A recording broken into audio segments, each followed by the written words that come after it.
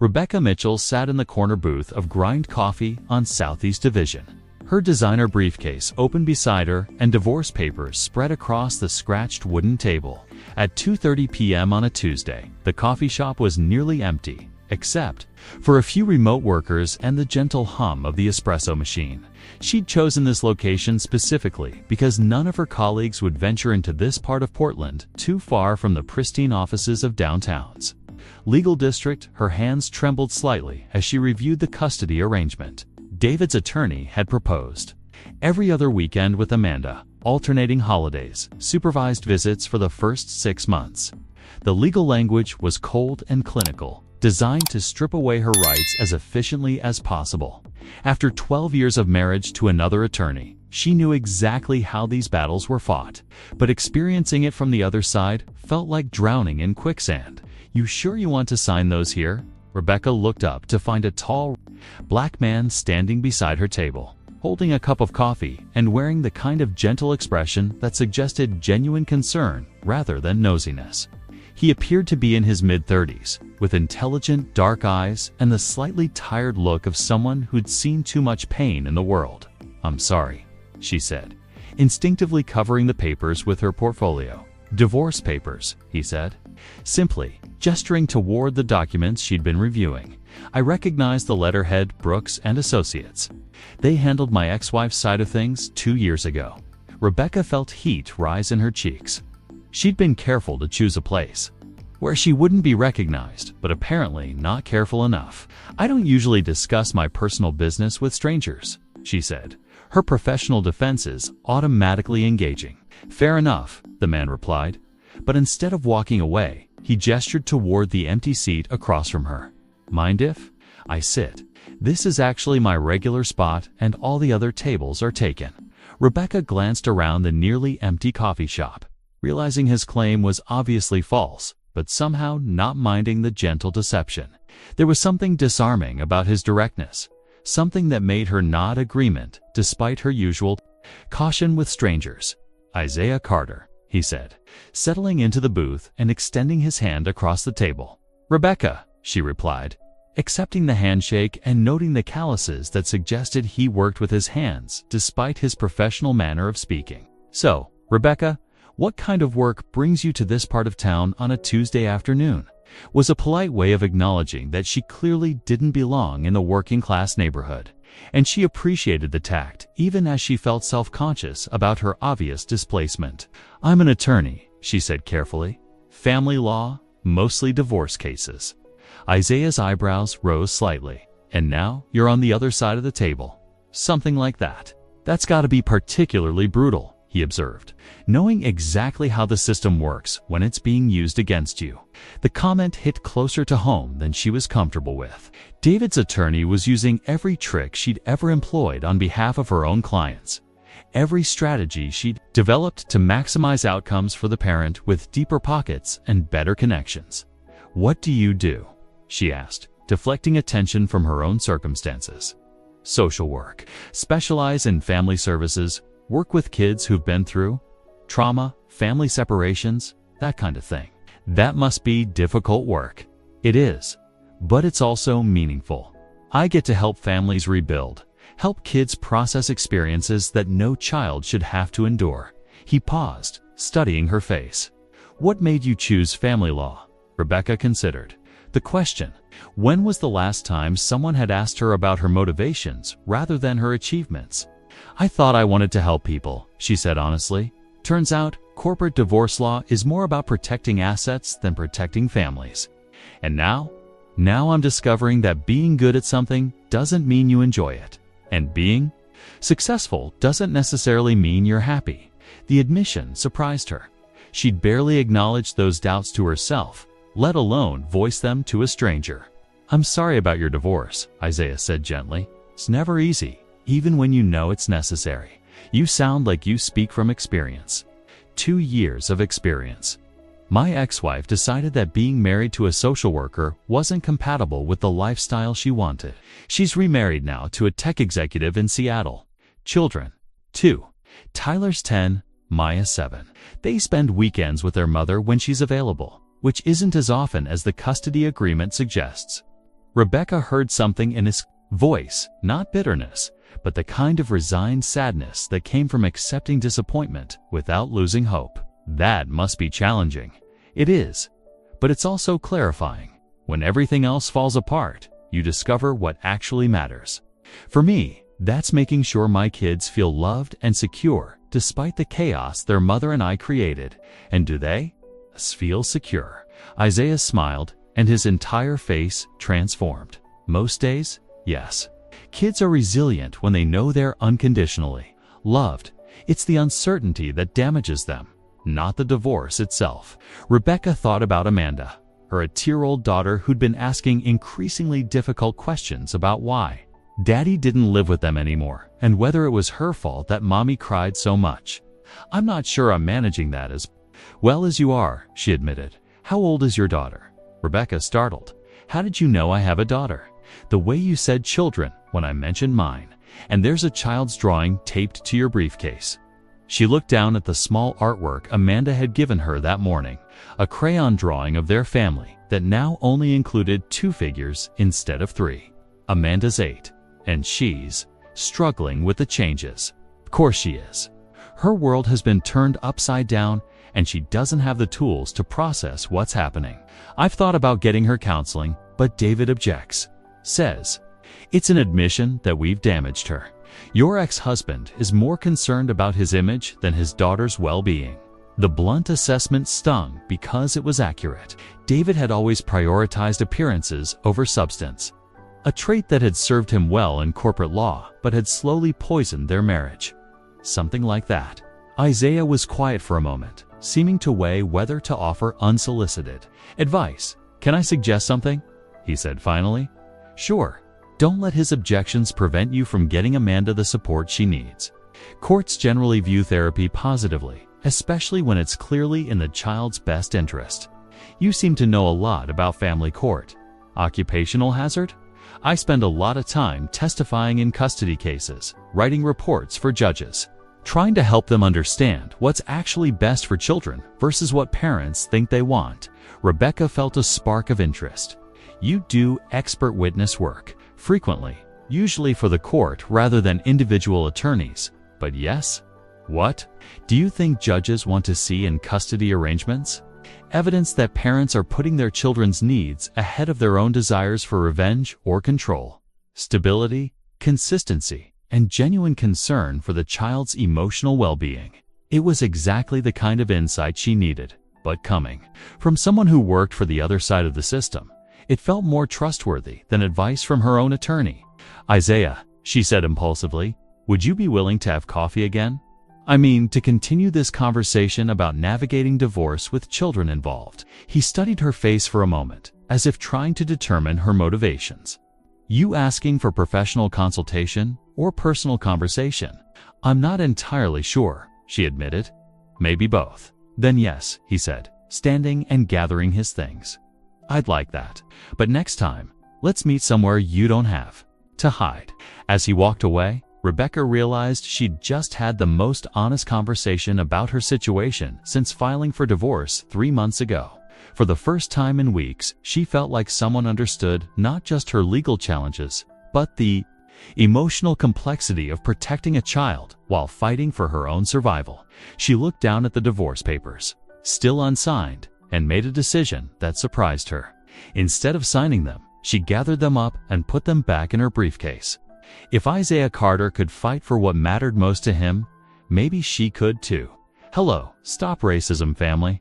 I'm so glad you're here today. Before we jump into the story, I'd love to know, where are you watching from? Drop your country or state in the comments below. Your support means the world to us, and your feedback helps us improve each time. If you're enjoying the story so far, don't forget to leave a comment. We're aiming for at least 50 comments on this video, and your participation will inspire us to keep creating content that matters. So, let's make this happen together. Comment, like, and share your thoughts. You are the reason we keep going. 3 days later, Rebecca found herself back at Grind Coffee, this time having arrived early and claimed a table near the window. She'd chosen jeans and a sweater instead of her usual business attire, wanting to signal that this wasn't a professional consultation, but something more personal. Isaiah arrived exactly on time, carrying 2 cups of coffee and wearing a smile that made her realize she'd been looking forward to this meeting more than she'd admitted to herself. "I took the liberty of ordering for you," he said, setting down a cappuccino. "You seemed like a cappuccino person." "Good guess," she said, accepting the drink gratefully. "How was your week?" "Challenging. I had to testify in a case where both parents were more interested in hurting each other than protecting their children. Sometimes I wonder how people who once loved each other can become so destructive. I've been wondering the same thing about my own situation. How are things with your divorce proceedings?" Rebecca hesitated, then decided on honesty. "I didn't sign the papers we discussed last time. Something about our conversation made me realize I was giving up too easily." "What changed your mind?" "You did, actually. The way you talked about fighting for what matters most, about putting your children's needs first. I realized I'd been so focused on ending the conflict that I was willing to accept terms that weren't in Amanda's best interest." Isaiah leaned forward slightly. "What do you mean?" "David's proposal gives him primary custody, despite the fact that he's never been the primary caregiver. His argument is that he can provide better financial stability, but that ignores Amanda's emotional needs entirely. And you're the primary attachment figure. I've been the one handling school events, doctor appointments, bedtime routines, homework help. David was always too busy building his career to be involved in day-to-day parenting.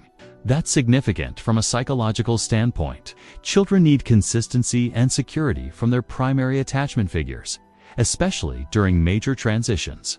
Rebecca felt validated in a way she hadn't experienced since beginning the divorce process. Her own attorney had focused primarily on financial arrangements, treating custody as a secondary consideration. The problem is proving that in court. David has an excellent attorney and a reputation in the legal community. I'm seen as the vindictive ex-wife trying to keep him from his daughter. Are you vindictive? The question was direct, but not judgmental, and Rebecca appreciated his willingness to challenge her assumptions. I don't think so. I want Amanda to have a relationship with her father, but I also want that relationship to be healthy and consistent. Right now, David sees her as a possession to be one rather than a person with her own needs. That's a crucial distinction. What does Amanda say about the arrangements? That's the heartbreaking part. She keeps asking if she did something wrong, if that's why Daddy moved out, and when I try to explain that sometimes adults can't live together anymore, she asks if I'm going to leave her too. Isaiah's expression softened with understanding. Tyler asked me the same question when his mother moved to Seattle. It's devastating to realize that your child's basic sense of security has been shattered. How did you handle it? Constant reassurance, consistent routines, and a lot of patience with emotional outbursts that seemed to come from nowhere. And therapy, which helped him understand that his parents' problems weren't his fault. David still objects to therapy for Amanda, even if it's court-ordered. Rebecca looked at him with surprise. Courts can order therapy for children. Absolutely, especially when there's evidence that the child is struggling with the transition. Judges generally view therapeutic support as a positive intervention. I didn't know that was an option. There's a lot about family court that people don't understand until they're forced to navigate it. The system is designed around legal precedents, not child development research. They sat in comfortable silence for a moment, and Rebecca found herself studying Isaiah's face.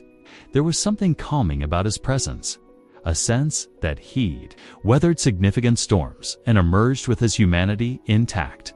"Can I ask you something personal?" she said. "Sure. How do you stay hopeful? Going through your own divorce while seeing the worst of family breakdowns in your work." Isaiah considered the question seriously. "Because I also see the best of what's possible. Families that heal, children who thrive despite early trauma, parents who learn to put their children's needs ahead of their own pain. And in your own life, I focus on being the father I want Tyler and Maya to remember. The rest of it, the loneliness, the financial stress, the legal complications, those are temporary problems. But the relationship I build with my children will last their entire lives." Rebecca felt something shift in her chest, a recognition. that she'd been approaching her divorce from a position of fear rather than hope. You make it sound almost optimistic. Not optimistic exactly, but purposeful. I can't control what my ex-wife does or how the courts rule, but I can control how. I show up for my children every day. I want to learn how to do that. Show up better for Amanda. You're already doing it by questioning whether you're making the right choices. Most parents in your situation are so focused on winning that they forget to ask what winning actually means. As they finished their coffee, Rebecca realized she felt more centered than she had in months. Not because her problems had been solved, but because she'd found someone who understood the complexity of her situation without trying to fix it or judge it. "Isaiah," she said, as they prepared to leave, "would you be willing to meet again? No, you're not my therapist or my attorney, but talking with you helps me think more clearly about what's important." "I'd like that," he replied, "but I have a suggestion." "What's that?" "Next time, let's meet somewhere we can walk. I think better when I'm moving, and you seem like you might too." "That sounds perfect." As they left the coffee shop together, Rebecca felt something she hadn't experienced in months. A sense of possibility, not just for her legal situation, but for herself as a person separate from her roles as attorney, wife, and mother. For the first time since David had moved out, she was looking forward to tomorrow. The following Saturday morning found Rebecca and Isaiah walking through Laurelhurst Park, their conversation flowing easily as they navigated the tree-lined paths. Amanda was spending the weekend with David per their temporary arrangement, leaving Rebecca with unexpected free time and a persistent anxiety about how her daughter was. Adjusting to the awkward dynamics at her father's apartment, she called me last night at 10 p.m., Rebecca said, describing Amanda's tearful phone call. David had promised to take her ice skating, but then he had to work on a case. She was crying because she thought he didn't want to spend time with her. Isaiah shook his head. Classic mistake. Making promises without considering whether he can actually keep them. Children need reliability more than grand gestures. "I wanted to drive over and get her, but I knew that would just create more conflict." That must have been incredibly difficult, fighting every instinct to protect her from disappointment. It was. And it made me realize how much I've been protecting her from David's inconsistencies throughout our marriage without even recognizing it. They paused near the pond, watching ducks navigate the calm water with their ducklings following in neat formation. "Tyler and Maya love this park," Isaiah said. "We come here most Sunday afternoons. Be like feeding the ducks and playing on the playground. It sounds like you have good routines with them." Routine is everything with kids going through transitions. Predictable activities, consistent rules, reliable affection. It helps them feel secure when everything else feels uncertain. Rebecca watched a mother duck keeping her ducklings close, guiding them away from potential dangers while allowing them to explore their environment. "I've been thinking about what you said regarding therapy for Amanda," she said, "about courts being able to order it. Are you considering requesting it?" "I am, but I'm also nervous about the precedent it sets. If I go to court asking for modifications to David's proposed arrangement, it signals that I'm not willing to settle amicably. And that concerns you because David's attorney will paint me as an uncooperative ex-wife who's using our daughter as a weapon. It's a narrative that plays well with certain judges." Isaiah stopped walking and turned to face her. "Rebecca, can I ask you something directly?" "Of course." "Are you more concerned about how you're perceived or about Amanda's well-being?" The question hit like a physical blow, not because it was unfair, but because it was entirely fair. "Amanda's well-being," she said after a moment. "Definitely Amanda's well-being. Then you already know what you need to do." They resumed walking, and Rebecca felt the clarity that came from having her priorities properly aligned. "The problem is that I don't trust my own judgment anymore," she admitted. "David spent years convincing me that my instincts were wrong, that I was too emotional, too protective, not practical enough about difficult decisions. That's called gaslighting, and it's more common in divorces than people realize. You see it in your work all the time. One parent systematically undermining the other's confidence, making them question their own perceptions and judgment. It's particularly effective with people who are already under enormous stress. Rebecca felt a wave of recognition. He used to tell me I was overreacting when I said Amanda needed more structure and consistency from him, that I was trying to control his relationship with his daughter. But your concerns were valid. I think so. But after years of being told I was wrong, I started doubting myself about everything.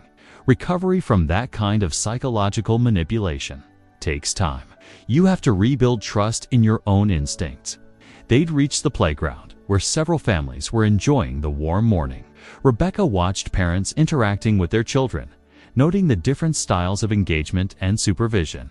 How do you know when you're making good decisions as a parent versus just reacting from fear or hurt? She asked. I ask myself whether my choice is about what's best for Tyler and Maya, or about what makes me feel better in the moment. It's not always easy to tell the difference, especially when you're angry or scared. And when you can't tell the difference, I talk to people I trust. My mother mostly, but also colleagues who work with families professionally. Getting perspective from people who aren't emotionally invested in the outcome. Rebecca realized that she'd been making decisions in isolation, relying entirely on her attorney's guidance without seeking input from people who understood child development or family dynamics. I don't think I have enough people in my life who can provide that kind of perspective, she said. What about your family, friends? My parents died in a car accident 5 years ago. My siblings live across the country, and most of my friends are attorneys who know David professionally. That sounds incredibly lonely. The observation was gentle but accurate, and Rebecca felt tears prick her eyes. It is lonely. I built my entire life around my marriage and my career, and now that the marriage is ending, I realize how isolated I've become.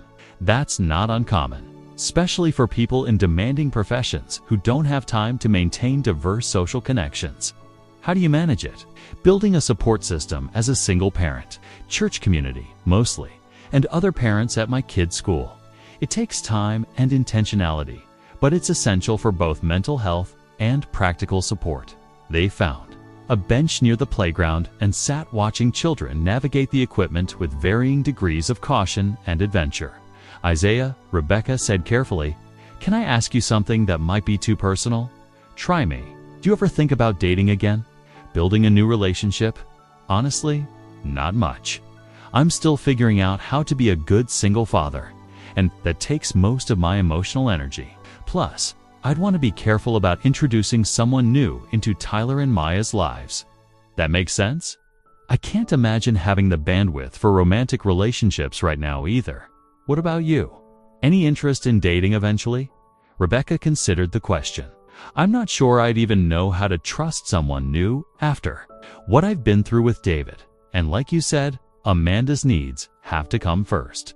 Trust is something you rebuild gradually. Both trust in other people and trust in your own judgment about other people. As they prepared to leave the park, Rebecca felt grateful for the conversation and the clarity it had provided. She was beginning to understand that healing from her marriage wasn't just about legal settlements and custody arrangements. It was about rebuilding her sense of self and her confidence in her own instincts. "Thank you for this," she said, as they walked back toward their cars.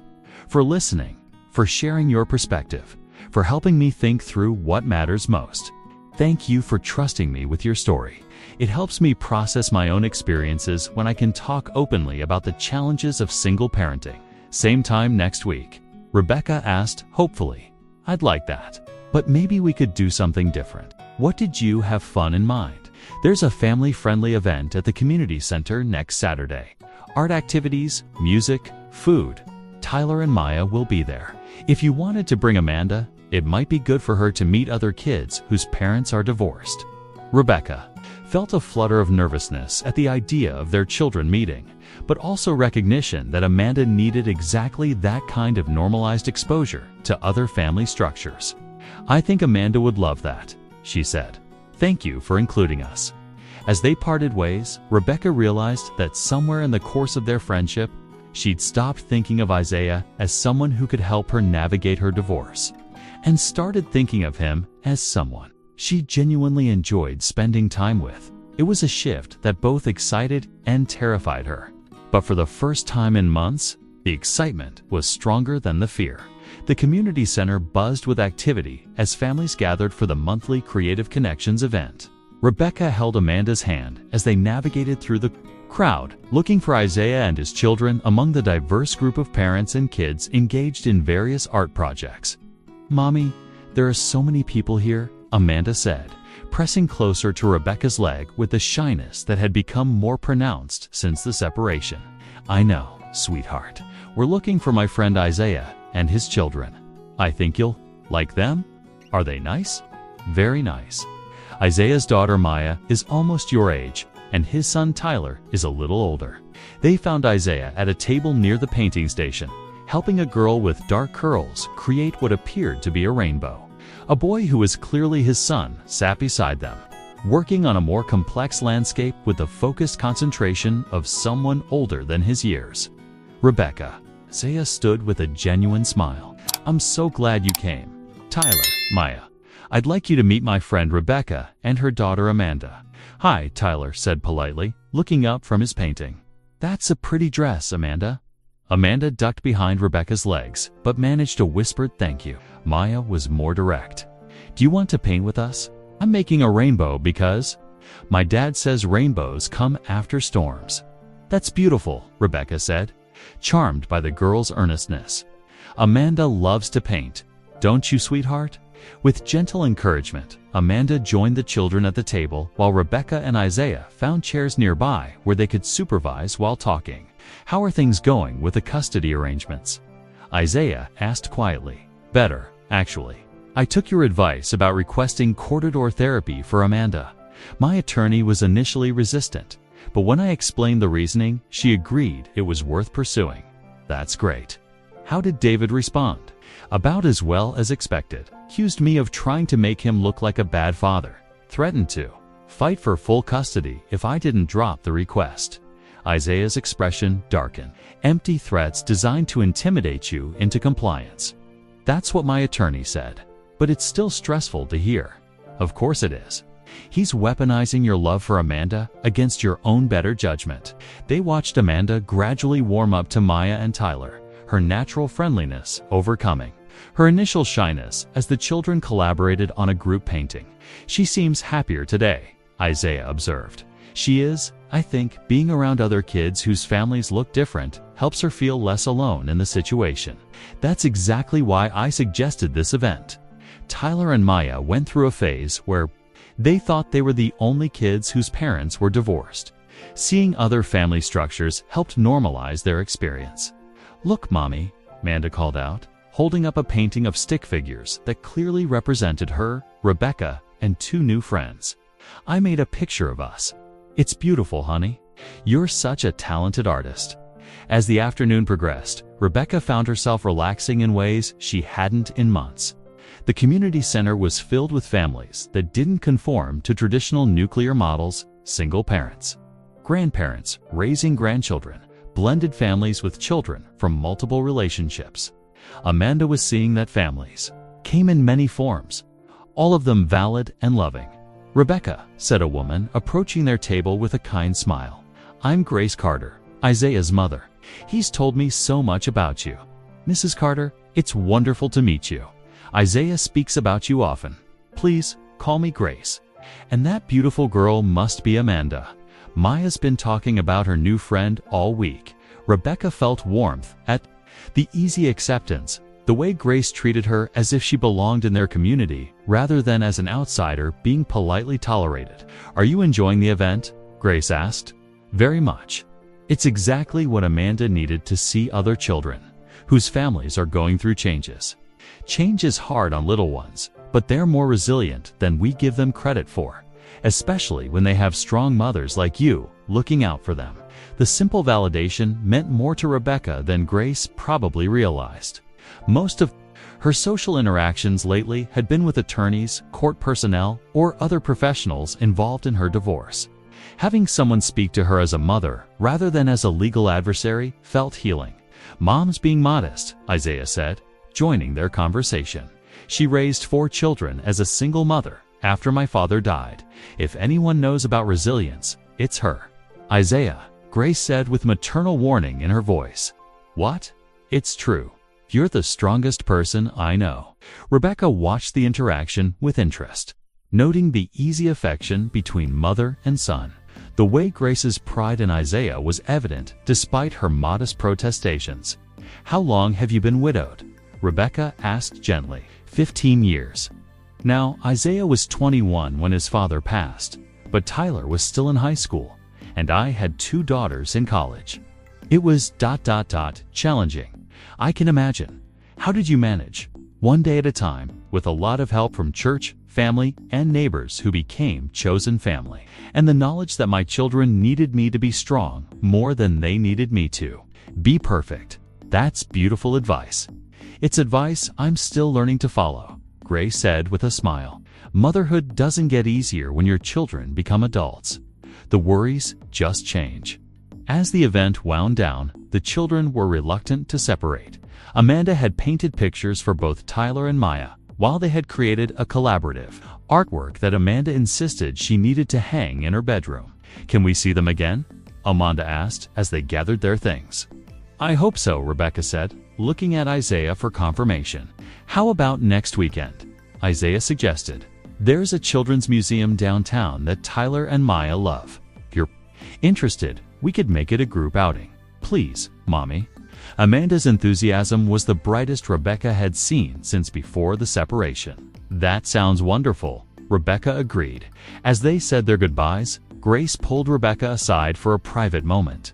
"I hope you don't mind me saying this," Grace said quietly, "but Isaiah hasn't smiled as much as he has today since before his divorce. Whatever friendship you two are building, it's good for him. He's been incredibly helpful to me during a difficult time," Rebecca replied carefully. "I think it's been mutual," Grace said with knowing smile. "Take care of yourself, dear, and that precious daughter of yours." Driving home, Amanda chattered excitedly about her new friends and all the activities they'd done. Rebecca found herself thinking not just about Amanda's obvious happiness, but about her own sense of connection and belonging she'd felt at the community center. "Mommy," Amanda said as they pulled into their driveway, "do you think Isaiah and his kids could be our family too?" The question was innocent, but loaded with the complicated hopes of a child trying to make sense of changing family structures. "There. Our friends, sweetheart. Very good friends. But could they be more than friends?" Rebecca turned in her seat to look at her daughter. "What do you mean? Could Isaiah be like a daddy to me? Could you be like a mommy to Tyler and Maya?" The raw hope in Amanda's voice broke Rebecca's heart, even as it revealed how much her daughter was craving stability and connection.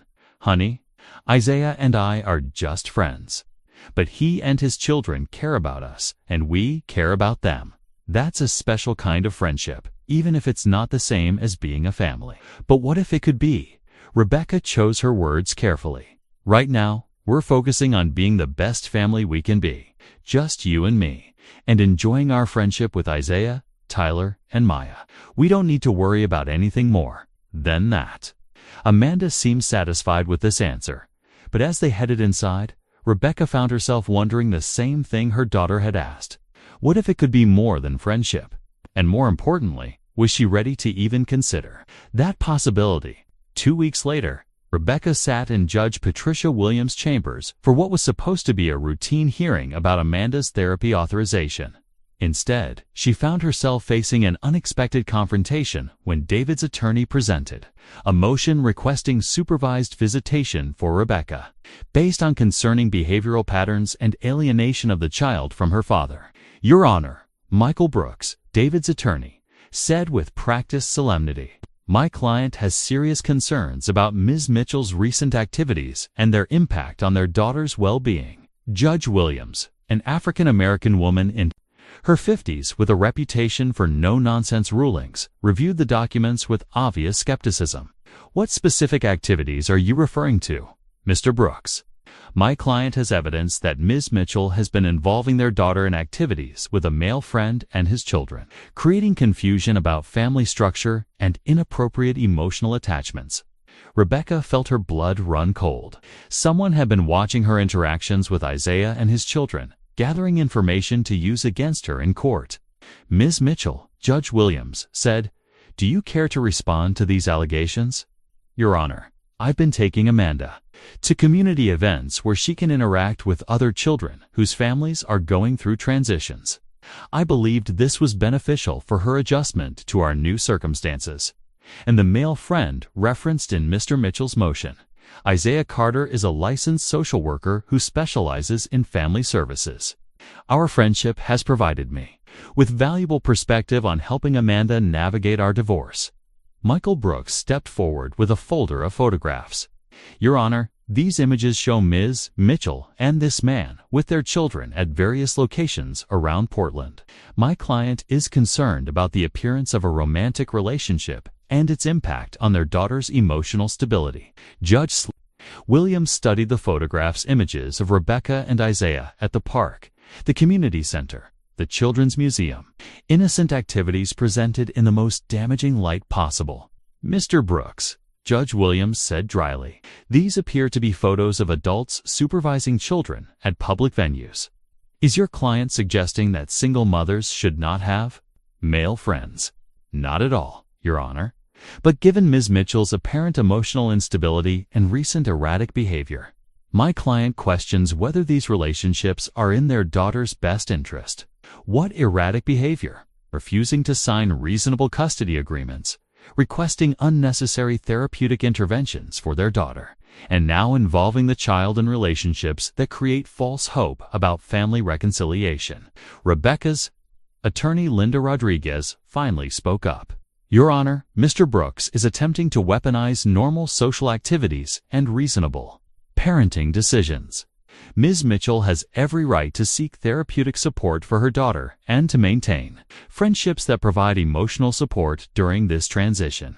Furthermore, Linda continued, Mr. Mitchell's sudden interest in his daughter's daily activities is suspicious given his documented absence from her routine care throughout their marriage.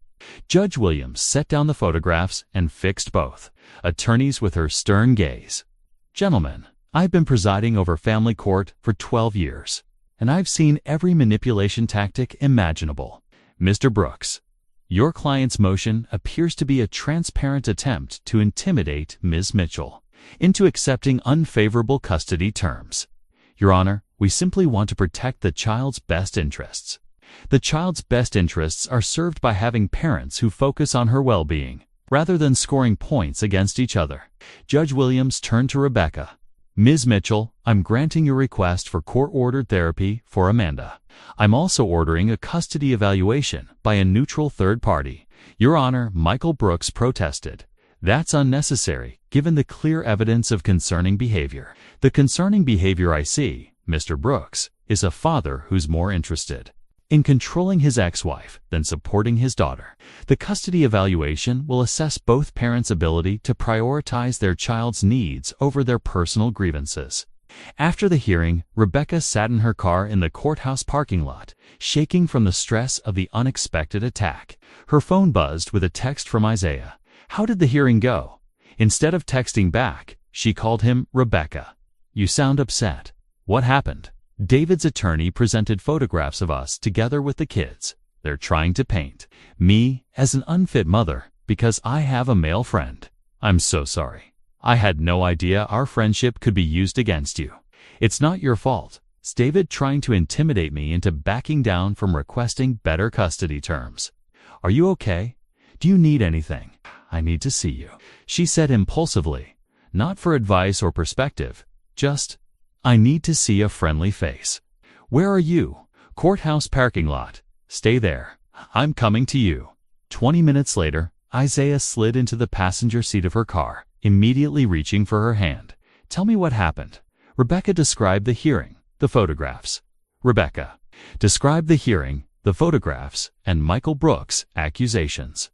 Isaiah listened without interrupting, his hands steady and warm around hers. I'm sorry, she said when she finished. I shouldn't have involved you in this mess. Rebecca, look at me. His voice was gentle but firm. You didn't involve me in anything. We became friends, and that friendship has been good for both of us and for our children. Don't let David's manipulation make you question that. But what if being associated with me hurts your professional reputation? You testify in family court cases. Let me worry about my reputation. Right now, I'm concerned about you and Amanda." They sat in comfortable silence, watching lawyers and families navigate the courthouse steps with varying degrees of stress and resolution. The judge ordered a custody evaluation. Rebecca said finally, "That's actually good news." Neutral evaluators focus on what's best for children, not what parents think they deserve. Will you help me prepare? I know it's asking a lot, but you understand how these evaluations work. Of course. But Rebecca, there's something we need to discuss. Her heart sank. You think we shouldn't see each other anymore? No. I think we need to be honest about what's developing between us. What do you mean? Isaiah turned to face her fully. I mean that somewhere along the way, this stopped being just friendship for me. And I think it stopped being just friendship for you too. The admission hung between them, dangerous and exhilarating. Isaiah, I can't. Not now. With everything so complicated. I'm not asking you to make any decisions. I'm just saying we should acknowledge what's happening instead of pretending it doesn't exist. And what if acknowledging it makes everything worse?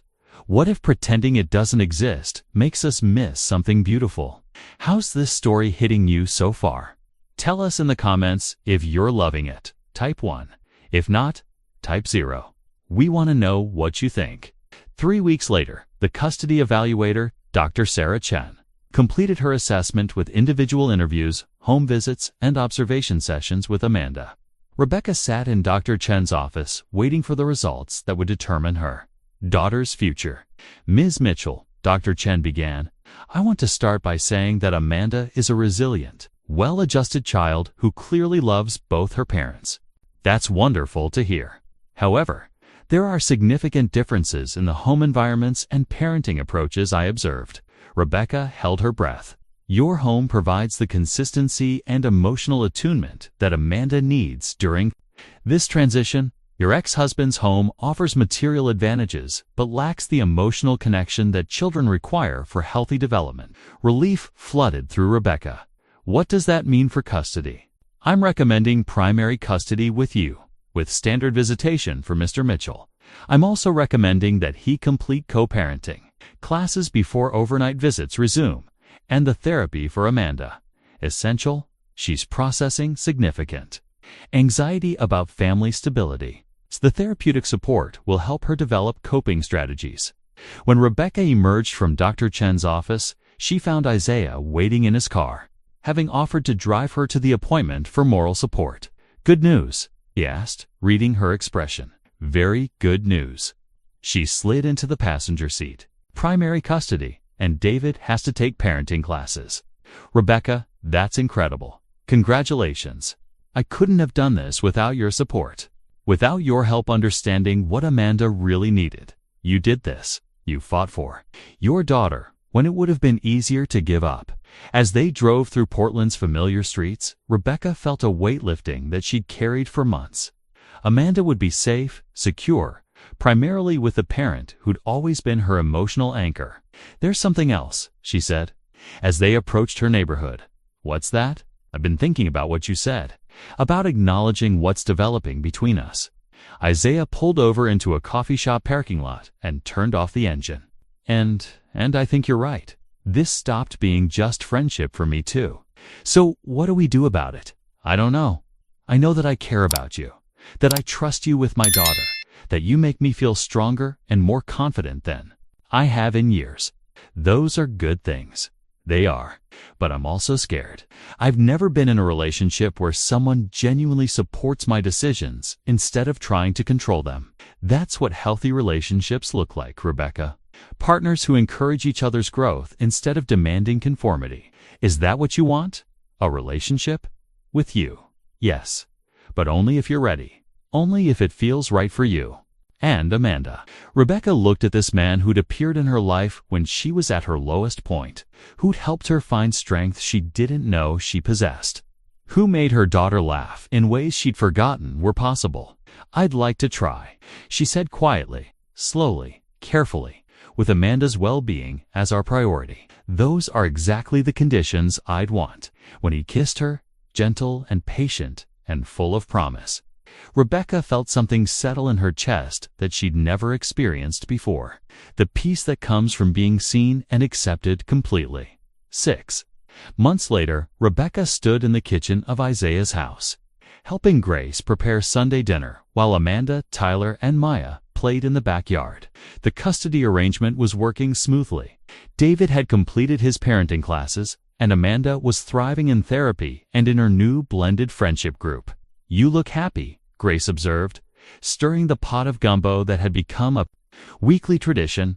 "I am happy. Happier than I thought was possible a year ago. My son is happy too.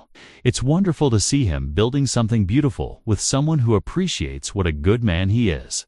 Rebecca smiled, watching through the window as Isaiah pushed all 3 children on the tire swing, their laughter carrying across the yard. "He is a good man, the best man I've ever known, and you're good for him.